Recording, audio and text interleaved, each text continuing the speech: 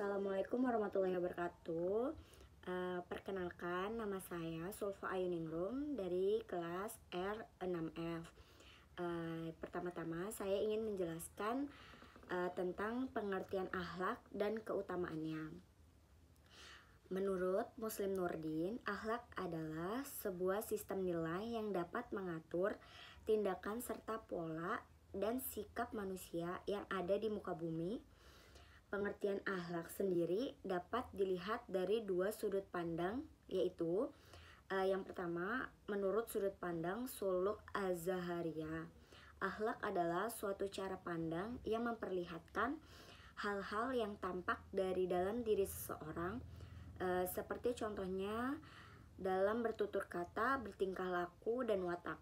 Yang kedua, menurut sudut pandang dari Bataniyah, akhlak merupakan suatu ilmu yang membahas berbagai masalah yang dihadapi manusia terkait dengan hal-hal kejiwaan. Akhlak dalam Islam dapat dibedakan menjadi dua golongan, yaitu yang pertama ada akhlak terpuji atau akhlakul karimah. Akhlak terpuji sudah seharusnya dipunyai oleh seorang muslim. Contoh akhlak terpuji yang seharusnya dipunyai yaitu kesopanan, kejujuran, dermawan, rendah hati, tutur katanya yang lembut, santun, rela berkorban, sabar, adil, tawakal, bijaksana, dan lain sebagainya.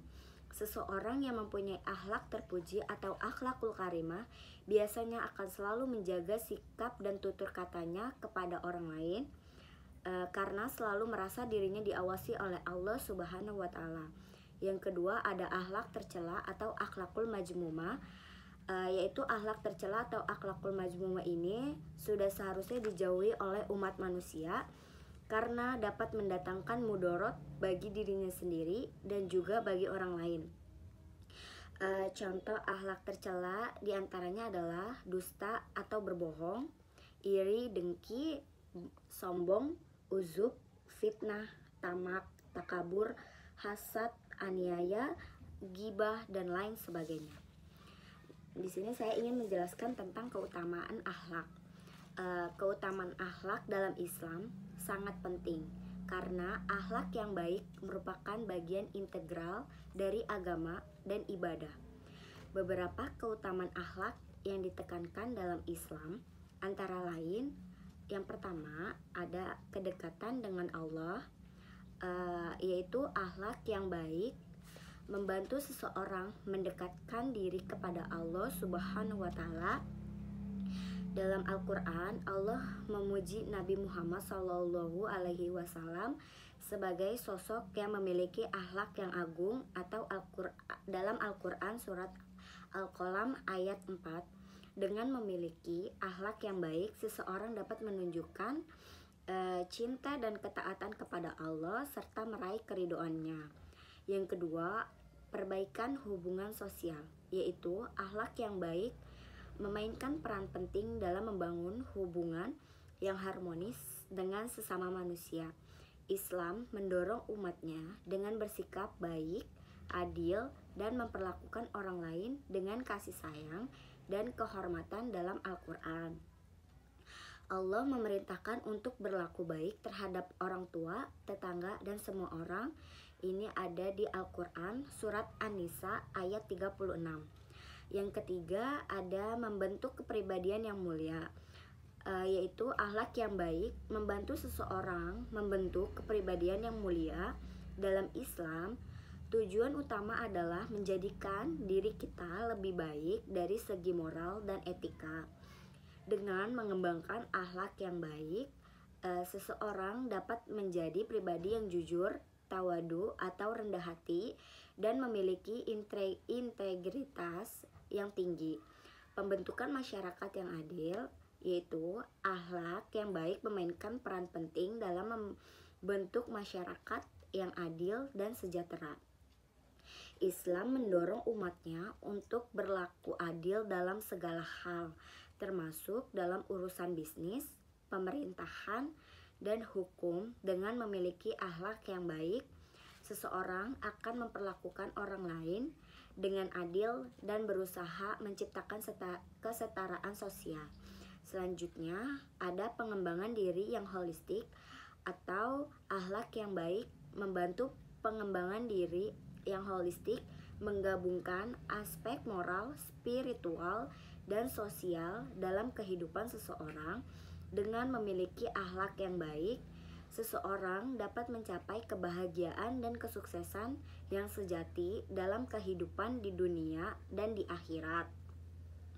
Pentingnya untuk diingat bahwa akhlak yang baik harus menjadi aspek yang integral dalam kehidupan sehari-hari dan bukan sekedar tampilan luar. Yang kedua, saya ingin menjelaskan tentang adab dan etika belajar dalam Islam, yaitu yang pertama ada adab dan etika dalam menuntut ilmu. Penting agar ilmu yang diperoleh bermanfaat dan berkah. Menuntut ilmu merupakan kewajiban bagi setiap muslim sebagaimana sabda Rasulullah SAW. Berikut beberapa adab dan etika yang wajib diperhatikan dalam menuntut ilmu. Yang pertama, ada memperbaiki niat. Dalam menuntut ilmu, seorang muslim sebaiknya berniat untuk mendapatkan keridhaan dari Allah Subhanahu wa Ta'ala, sebab dengan ridho Allah maka ilmu akan mudah diterima. Yang kedua, bersungguh-sungguh. Setelah berniat karena Allah Subhanahu wa Ta'ala, seorang muslim harus bersungguh-sungguh dalam menuntut ilmu. Yang ketiga, ada tawakal. Setelah berusaha dengan bersungguh-sungguh, seorang muslim sebaiknya tawakal. Syekh Syahnat bin Mahmud As-Sawi mengatakan tawakal artinya percaya sepenuhnya kepada Allah Subhanahu wa Ta'ala. Apapun yang ditetapkan Allah Subhanahu wa Ta'ala atas usaha dalam mencari ilmu, seseorang muslim sudah sepatutnya menerima hal itu dengan ikhlas, sebab semua yang dikehendaki Allah Subhanahu wa Ta'ala pasti mengandung hikmah di baliknya. Yang keempat, itu menjauhi maksiat. Dalam menuntut ilmu, seorang muslim harus menjauhi perbuatan maksiat agar ilmu yang didapatkan bermanfaat dan berkah. Maksiat juga membuat seseorang sulit berkonsentrasi sehingga ilmu sulit dimengerti. Yang terakhir ada berdoa. Dalam mencari ilmu, seorang muslim sebaiknya selalu berdoa supaya terhindar dari rasa malas dan kesulitan dalam menuntut ilmu. Dan terus di sini saya ingin menjelaskan tentang etika beragama, berbangsa dan bernegara. Itu merupakan bagian penting dari kehidupan seorang muslim.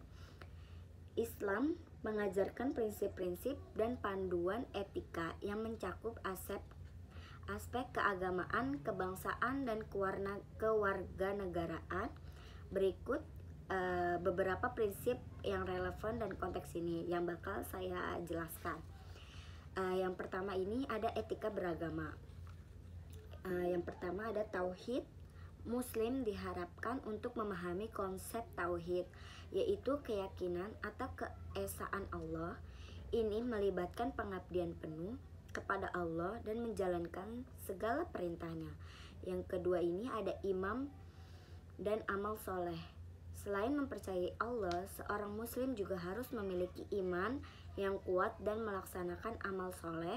Amal soleh meliputi segala bentuk perbuatan baik seperti sholat, puasa, bersedekah, dan berbuat kebijakan kepada sesama. Yang kedua ada etika berbangsa. Di etika berbangsa ini ada dua. Yang pertama, persaudaraan muslim. Islam mengajarkan pentingnya persaudaraan antara muslim dan menolak segala bentuk diskriminasi berdasarkan ras, suku, atau etnis. Semua muslim diharapkan saling mencintai dan membantu satu sama lain dalam kesulitan. Yang kedua, ada keadilan dan kesetaraan. Islam mendorong prinsip keadilan dan kesetaraan di antara semua anggota masyarakat tanpa memandang latar belakang, etnis, atau sosial. Semua individu memiliki hak yang sama di mata hukum dan perlakuan yang adil. Terus di sini yang ketiga ada etika bernegara. di etika bernegara ini ada kepatuhan terhadap hukum. Seorang muslim diharapkan untuk tunduk pada hukum negara tempat tinggalnya. Selama hukum tersebut tidak bertentangan dengan ajaran Islam, kewarganegaraan yang baik, seorang muslim harus menjadi warga negara yang baik dengan menjalankan kewajiban dan tanggung jawabnya terhadap negara. Ini mencakup menghormati undang-undang, menghormati otoritas, dan berpartisipasi dalam pembangunan masyarakat.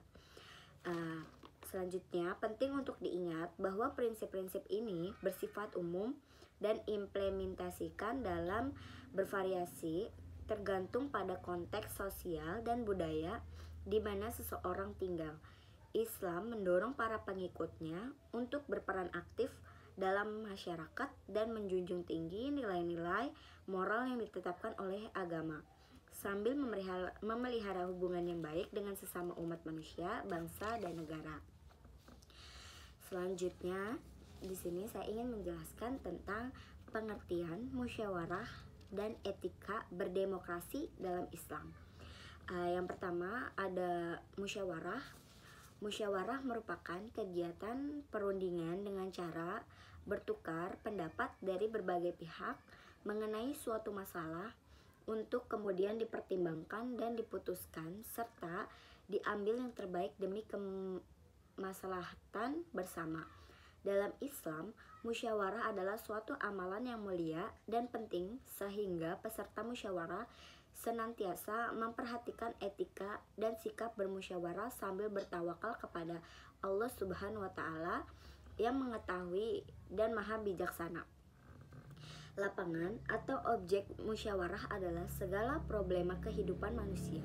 Namun demikian, tidak semua persoalan dalam Islam bisa diselesaikan dengan cara bermusyawarah. Musyawarah hanya dilaksanakan dalam masalah yang tidak disebutkan secara tegas pada nas Al-Quran dan Sunnah Rasul. Banyak manfaat yang tidak bisa dipetik dari musyawarah, namun yang paling penting adalah menghormati dan mentaati keputusan yang diambil atas dasar musyawarah dengan harapan bisa meraih kesuksesan dengan kemaslahatan bersama, mulai dari lingkungan keluarga, masyarakat, sampai kehidupan bangsa dan negara. Selanjutnya saya ingin menjelaskan tentang etika demokrasi dalam Islam. Untuk menentukan perkara sesuai dengan syariat yang paling menguntungkan bagi rakyat. Dengan penerapan syariat, maka hukum-hukum batil warisan negara barat akan hilang dengan sendirinya. Demokrasi di Indonesia sebagian sudah sesuai dengan demokrasi Islam.